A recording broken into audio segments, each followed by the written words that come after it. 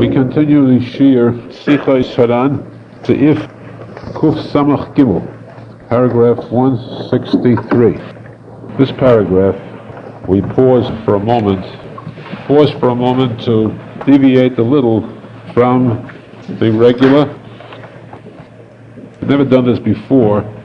I tried to avoid injecting anything personal into these shiurim. For this case, I feel that I must. Though I probably do not have any colorful autobiography, but specifically this one very short paragraph in Sichos HaRan. This one is what altered my life, changed it, and made it. Strange to say that one little paragraph can do it, but this definitely did.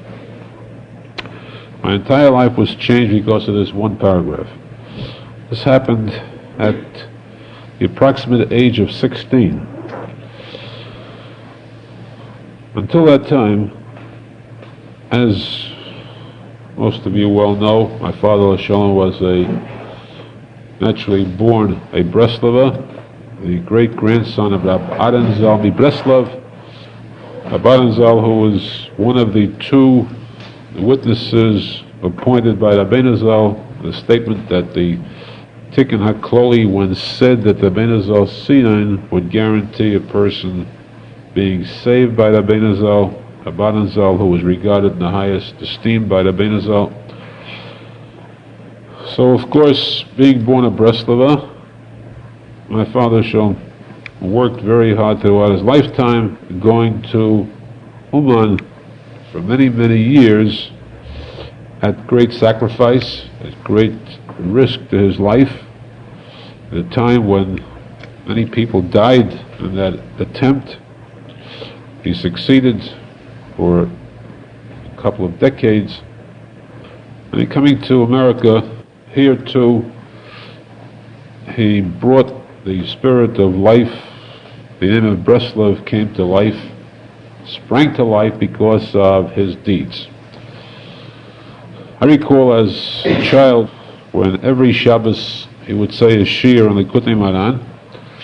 He would try to impress upon me the fact that it is important, being a Breslov, it's difficult to inject emunah into a person, one of the most difficult items possible, because a person has freedom of belief. He believes or he does not believe according to his own whim.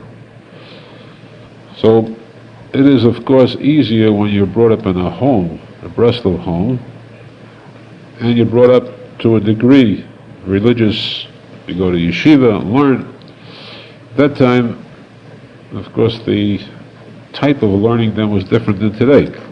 I would safely say that an elementary student then knew more Gemara than a regular high school student today in yeshiva. But the interest in the learning about Breslov did not reach a peak of excitement or feeling.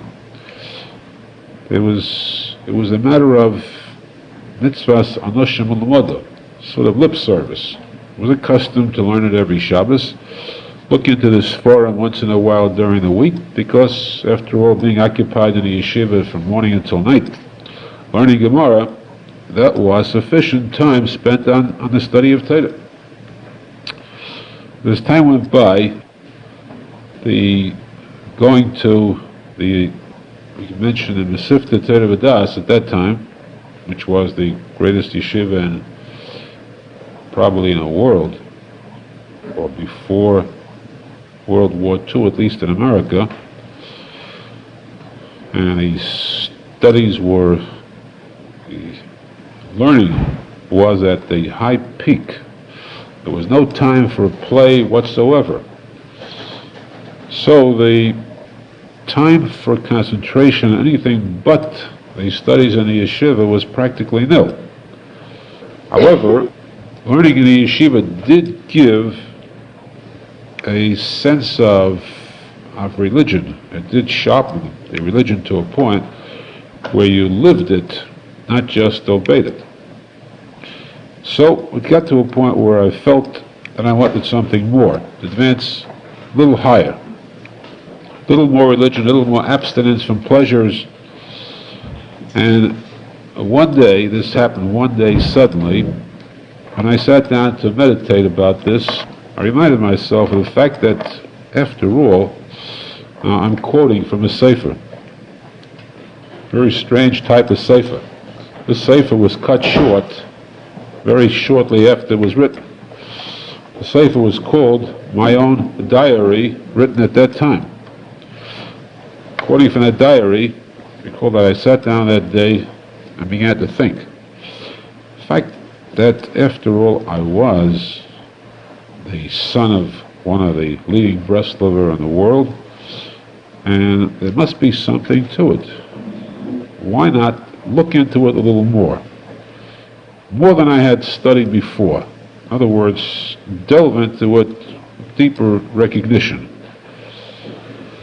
And so I selected, that night it was late in the evening, I selected the Sefer Hishtapchus HaNefesh, which deals with the topic of Hisbodedus. It's a selection of statements about Hisbodedus, davening to Hashem privately, and it compiles most of these statements from different Sforim, different Breslover Sforim. However, the Hakdama, the preface to that Sefer, is called the Snagus Arizal's custom in this item of Hisbodedus, and how Arizal became great through Hisbodedus. I began to read that very slowly, very carefully, and when I got to this paragraph, the one we're about to state, a very brief paragraph, something happened suddenly. Difficult to describe. Again, I quote, not verbatim, but what I recall in that diary, that suddenly I felt that somehow the gates of heaven were opened. I began to see a tremendous light, an ethereal, a heavenly light. I realized, first, a little, how great Arizal was, how much greater than I ever thought before. Secondly, how important and how valuable, how priceless was the element of Teshuva and Hisbodedus. And also, how important it is to be Zocher, to be a Breslover, a follower of Rabbi Nachman. At that moment, I decided to pursue this as much as possible, to abstain primarily from any type of worldly pleasures, taivas, that is, of course, pleasures that are osur, should not be indulged in, and to try to devote myself entirely to this type of avodas Hashem, as promoted by the Sefer. It didn't last too long, of course, but because that's what's called the isaruso deli'elo. When a person wants to become good, he wants to do tshuva, he wants to become more religious, he wants to really serve Hashem, the person first decides that with sincerity, there is always a light sent down from heaven to help push that person along. That's called a person's haschola b'chasidus. Person's beginning in his life as a chassid, there is a strong assistance, aid from heaven. Then, as Arizal described, it's like a small child when he's trained to walk. The parent holds the child by the hand. The child finds that it's simple to walk. If they train him well, after a while they leave the child alone. He's got to walk on his own. He falls, he gets up, he finds it much more difficult than before. So the Isarusa Delielo, when there is assistance from heaven, the smallest person who can go leaps and bounds, rise to an extremely great height. That every person probably experiences. Now, one more item about this small paragraph. I felt that this paragraph had actually changed my life, because from that time on, at least if I wasn't a good Talmud, a good Breslov Chassid, I had at least the feeling that I wanted to be one. I recognized the importance and the greatness of it. So I felt that in all fairness, I should share this with others.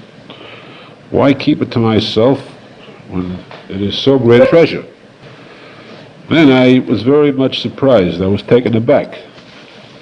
I had a chavruta in my class, a boy that I studied with together in Mara. He was the son of one of the Rosh Yeshivas in Tervadas.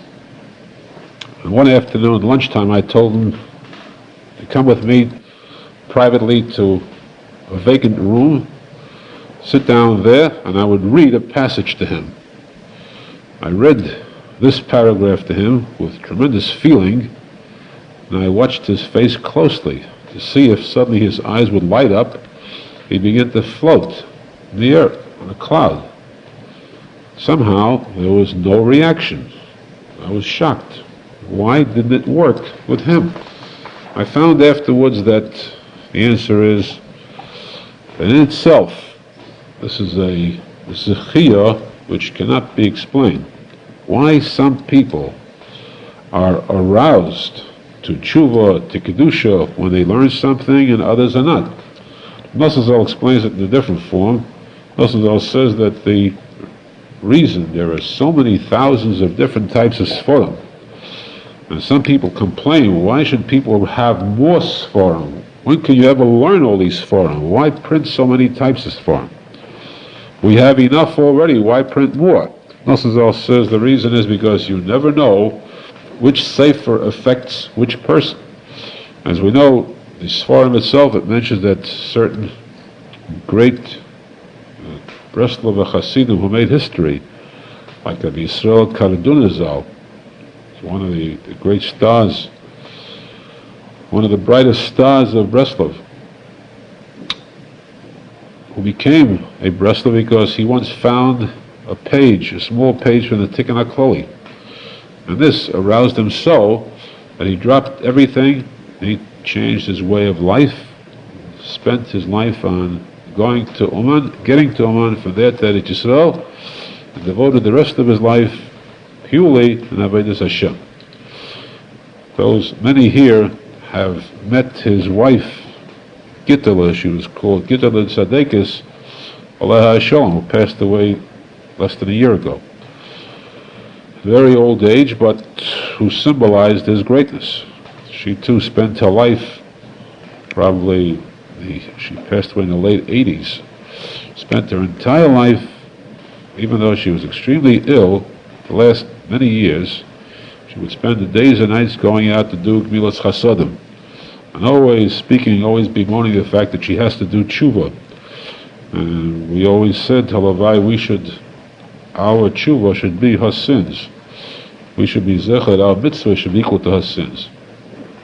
But that's an example of one more case, and so too many other stories. Each person who received his eidus, his awakening, through a different passage. I bring this point out, not that I expect anyone to become high by just hearing this passage, but just the fact that it could happen to anyone. Any person can, with the right desire, the right will, can become infused, actually inflamed, with a burning desire to serve Hashem. Even if that flame is short-lived, there is always an impression that remains forever afterwards.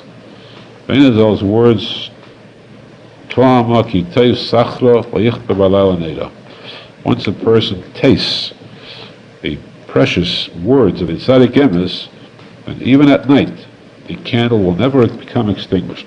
At night means when he has a yerida, he drops from his level, he falls back. No matter how deeply he falls, the candle will remain lit, a little, enough fire to reignite him if he ever wishes it. Now, of course, we apologize for taking this time out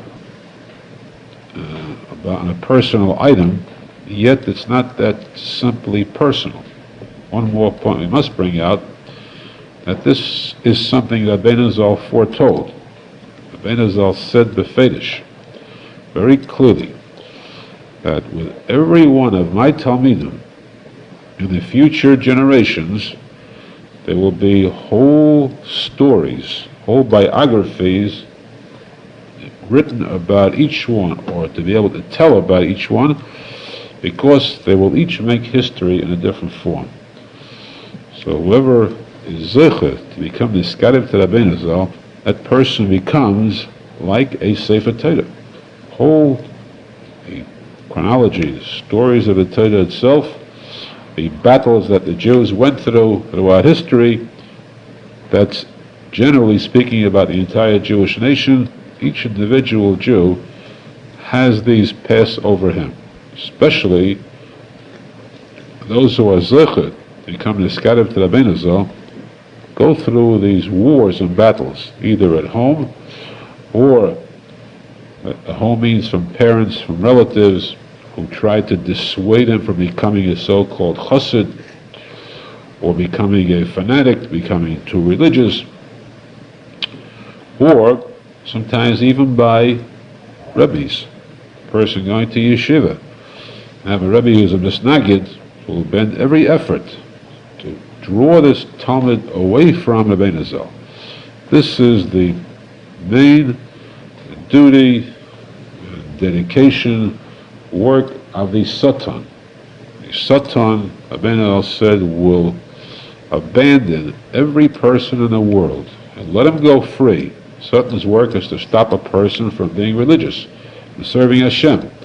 The Satan will gladly allow everyone to serve Hashem, be religious, as long as he can stop those people who are close to the tzadik emes from remaining there. To draw them away, that's the main work of the Satan, the main aspiration of the Satan. This is the main battle of a true follower in life.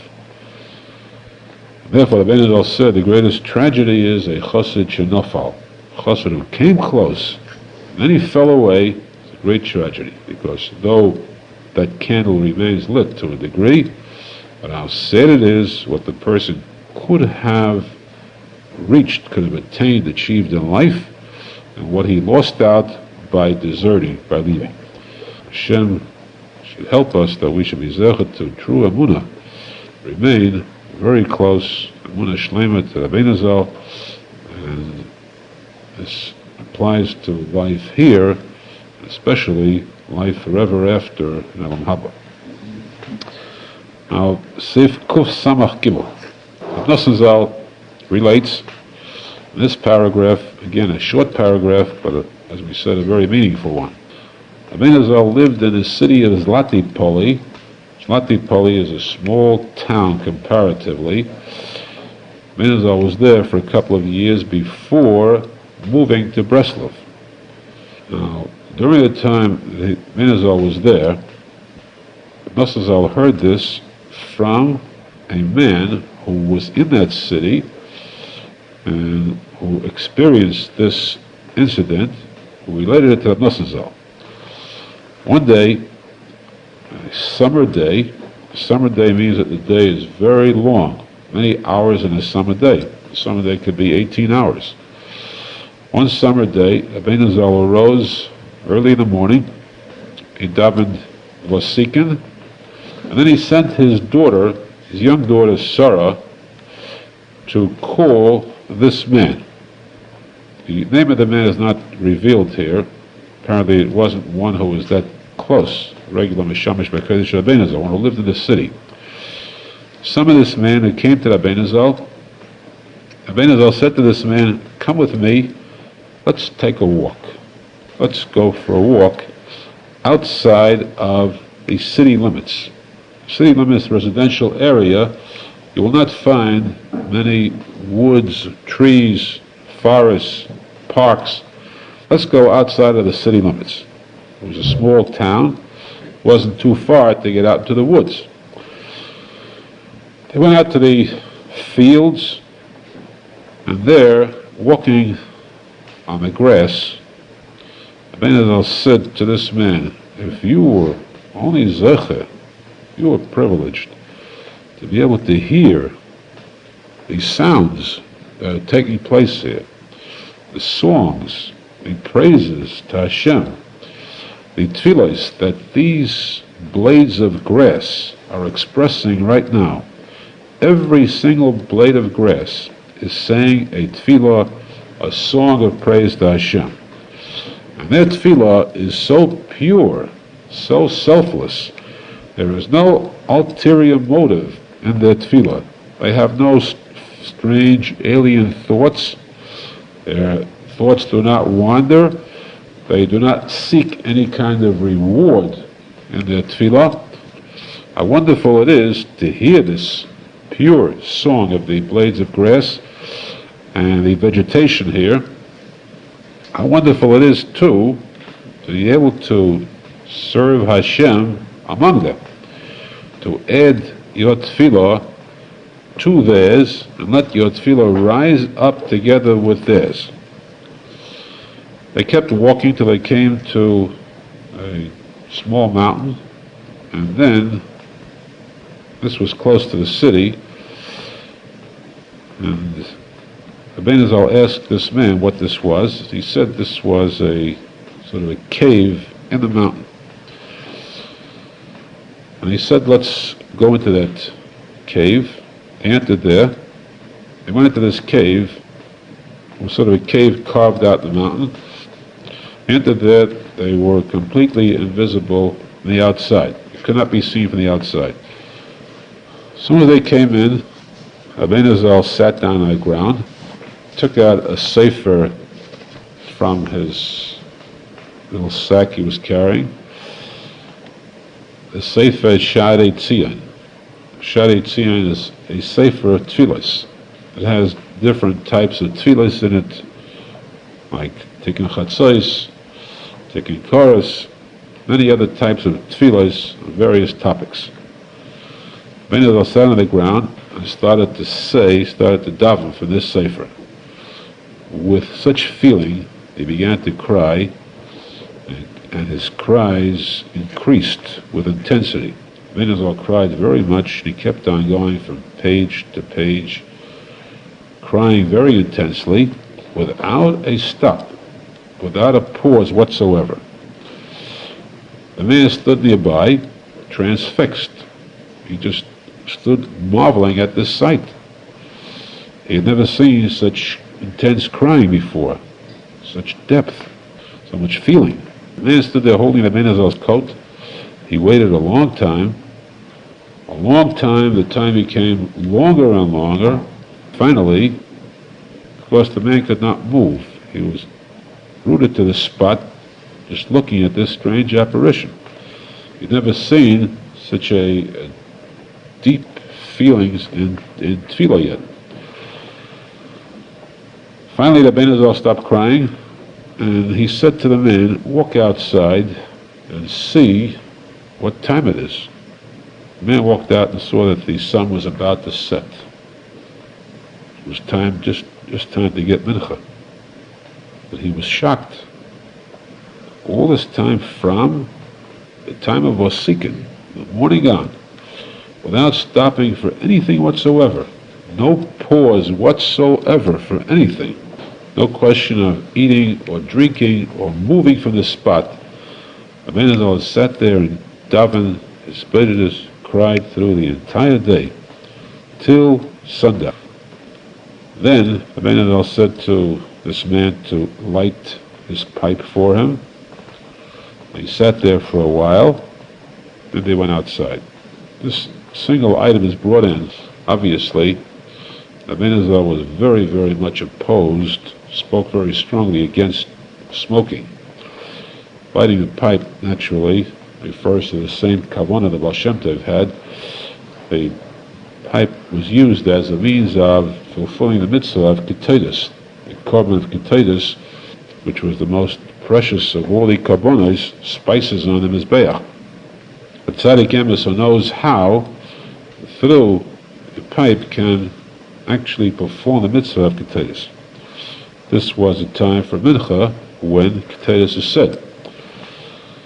And then, when they walked out, on the way back, Arizal said to this man, know that there is going to come a time when it will be very, very difficult to become a Talmud of mine, to become close to me. Very difficult because at that time the opposition will be great. The world will be filled with hisnagdus, with opposition, obstacles, a fierce battle against the idea of Chassidus, especially of Breslov Chassidus. That time will come in the future. Right now, Rabbi Nachman said, I am with you. I'm with you. I'm in your hands. I'm close to you. And you can, if you wish, become very great tzaddikim, even like myself. Rabbi Nachman referred, of course, to the future, not just that time. Later generations, like now, even now, when the world has sort of descended to a very low level, a nadir, a pit, yet the fact is that even today, a person, any person who wishes, who has the strong resolve, can overcome all the obstacles and can become really closely attached to Rabbi Arizal, and can rise upwards. That person who is really close to Rabbi Arizal will find two things. For one thing, he finds that he'll never lose hope. No matter what happens, no matter how much he may sink backwards, he'll never feel dejected or rejected or abandoned, feel that he has been cut out. He knows that the rope is still tied around him. No matter what happens, no matter what he did, no matter what sins Chas v'sholom he may have committed, he knows that he can always return because his emunah and Rabbi Arizal is a solid one. Secondly, it is fact that those close to Rabbi Arizal b'emes are the ones who really know how to and do serve Hashem with the purest type of avodas Hashem. If you want to see true tzaddikim, the fact is you will see it among the Breslov. And then it is so, you want to see tzaddikim who devote their lives. Who are the ones that stress davening vosikin daily?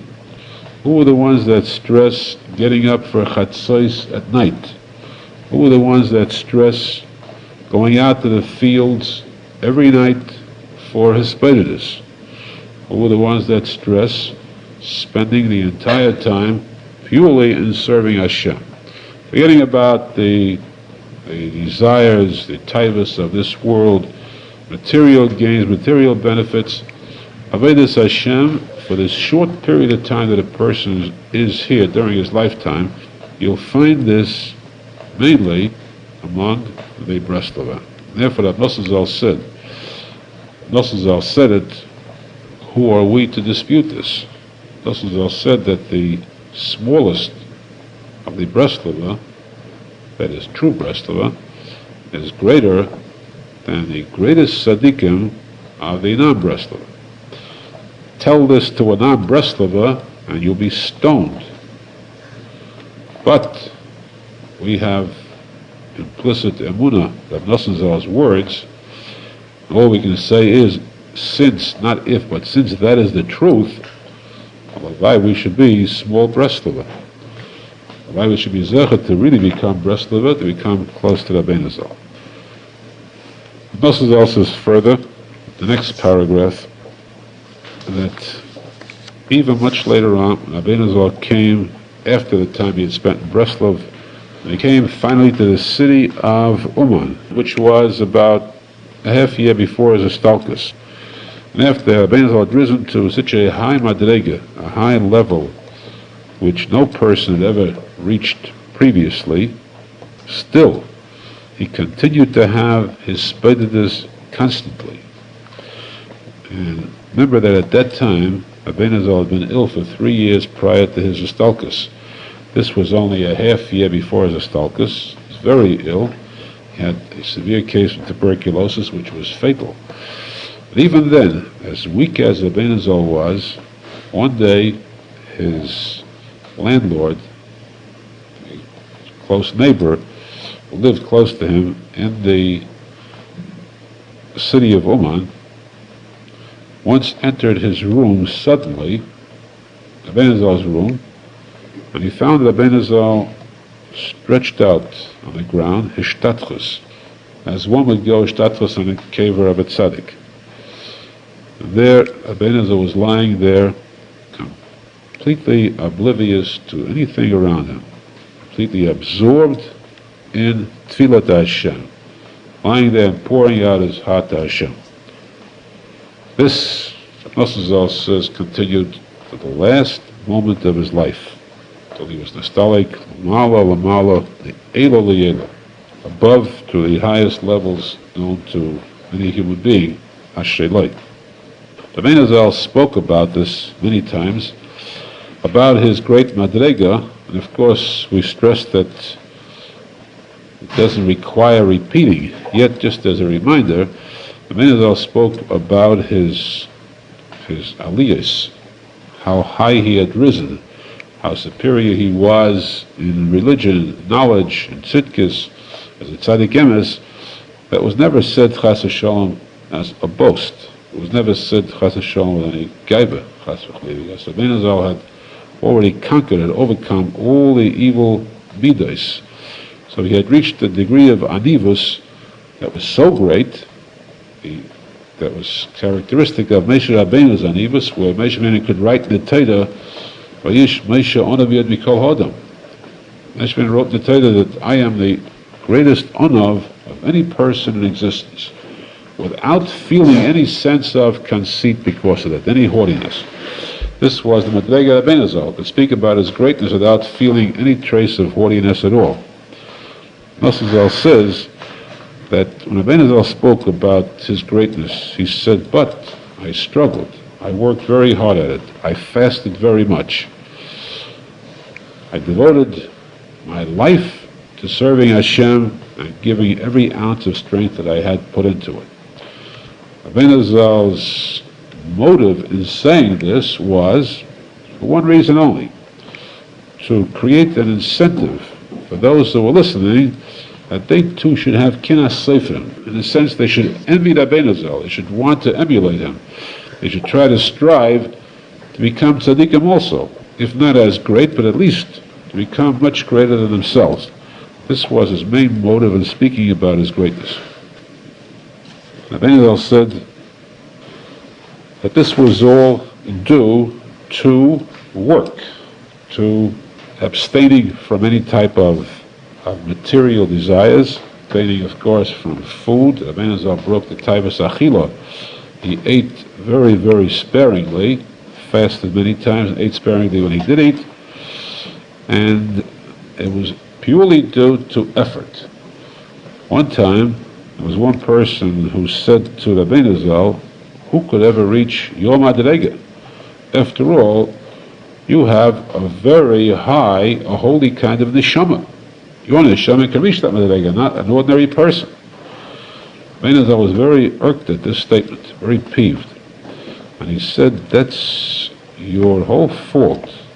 Your whole error is that you imagine that the greatness of tzaddikim is because they have very great neshamas. The neshama is a holy one that came down to earth, therefore they rise so high.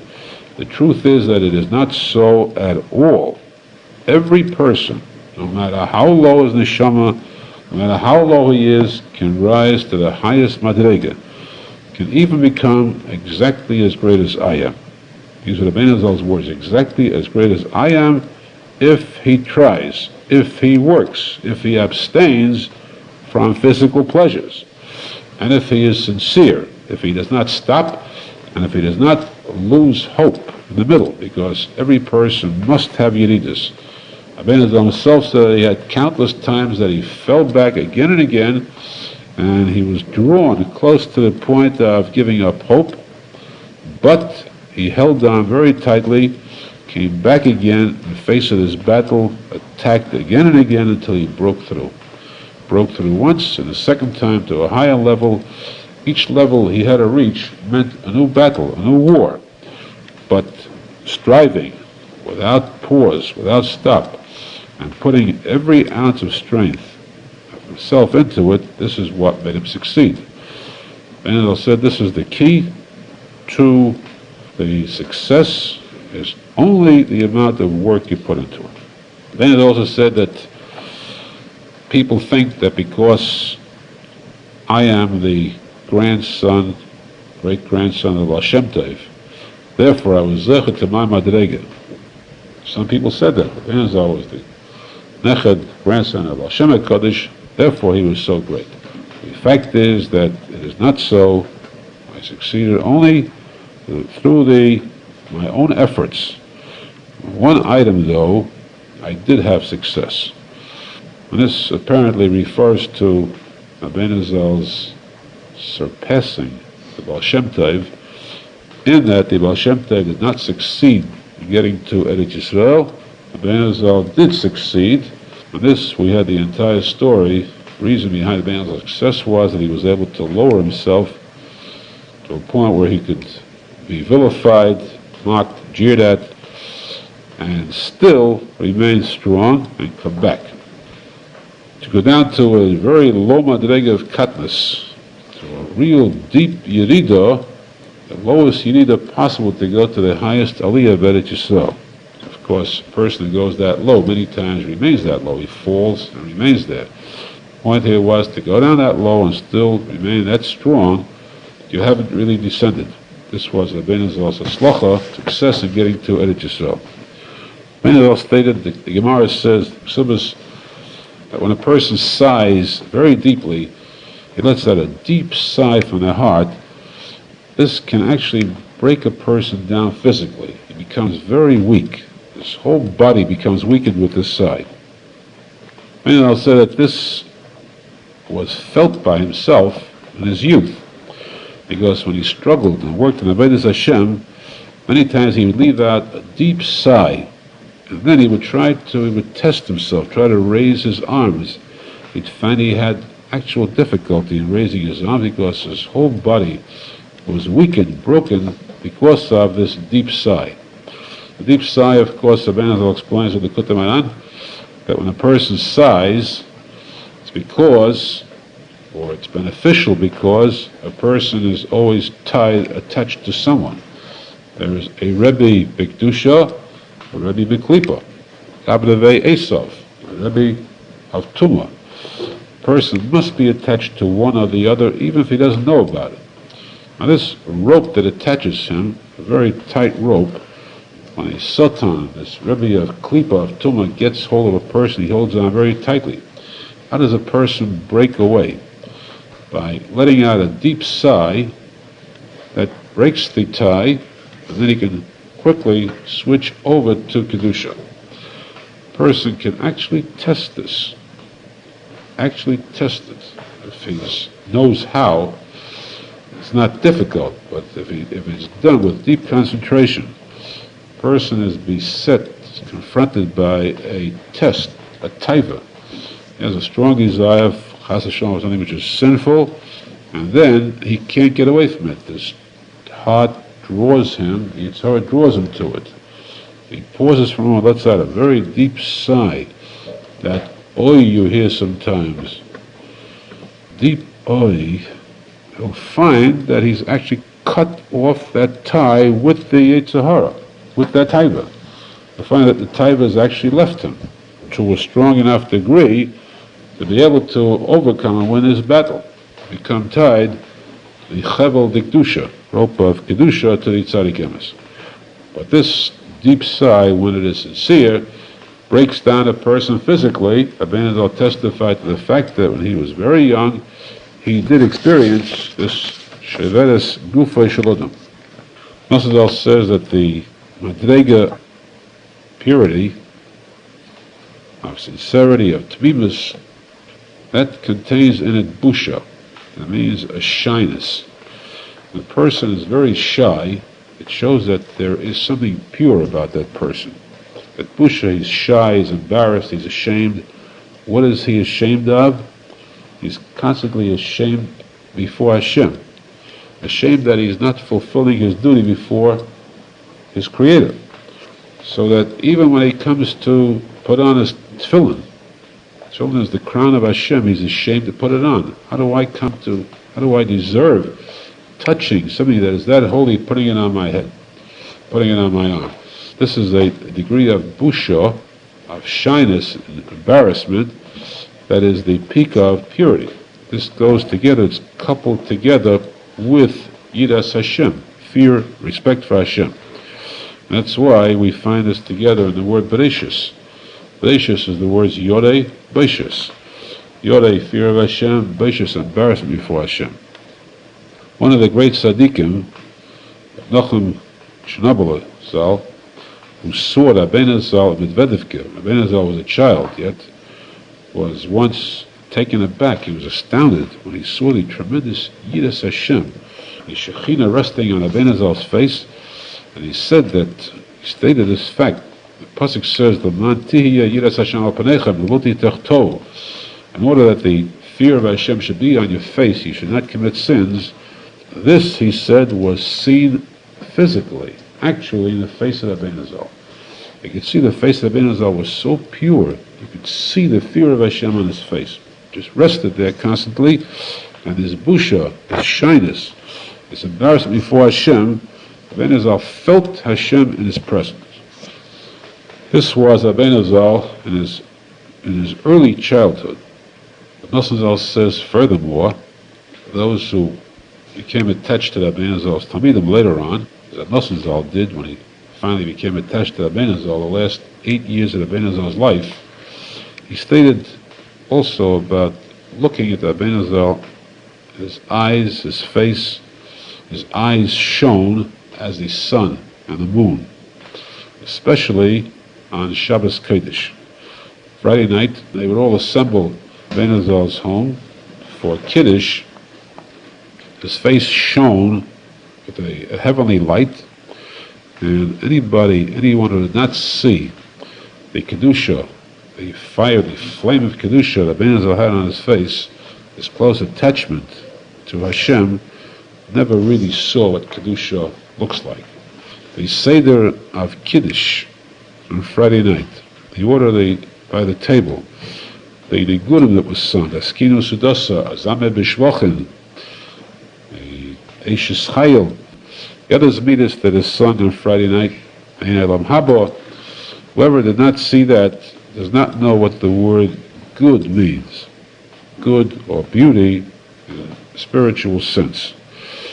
Nosson says, whoever stood there at the table Friday night stated, would testify in all truth and all honesty that this will never again be seen till Mashiach comes. There cannot ever again arise such a holy individual physically on this earth. This is something that's purely heavenly. If, as is written, if all these seas were ink, if all the trees were quills, there could not be enough. If all people were writers, they could never describe enough the beauty of the holiness, the awesomeness that permeated the room, the sweetness, the pleasantness that people felt in Rabbeinu Zal's presence. And all this, R Nosson says, was only according to each person's own conception, how much that person's mind could grasp. When actually, Rabbeinu Zal was far, far above all this, that they could see with their eyes. But that part that was hidden from them, the Kedusha, Rabbeinu Zal rose to, his mind rose to, that they could not see, that was far above anyone's conception. Especially too before Kiddush, just before Kiddush, Rabbeinu Zal took the cup of Kiddush in his hand, and he would stand for a while silently. They would hear nothing at all except a very soft sound of deep desire on the part of Rabbeinu Zal. Rabbeinu Zal would rise up to a heavenly height, and then wait there a while, and he would start the Yom Hashishi, the Kiddush itself. This is a slight description of the Kedusha of Rabbeinu Zal, and this is what we aspire for. We should be zecher, be emes, Emunah Shleima be emes and Rabbeinu Zal and tzadik emes to be close to the Rabbeinu Zal, Elam Hazeh and Elam Habo. The schus of that Emunah will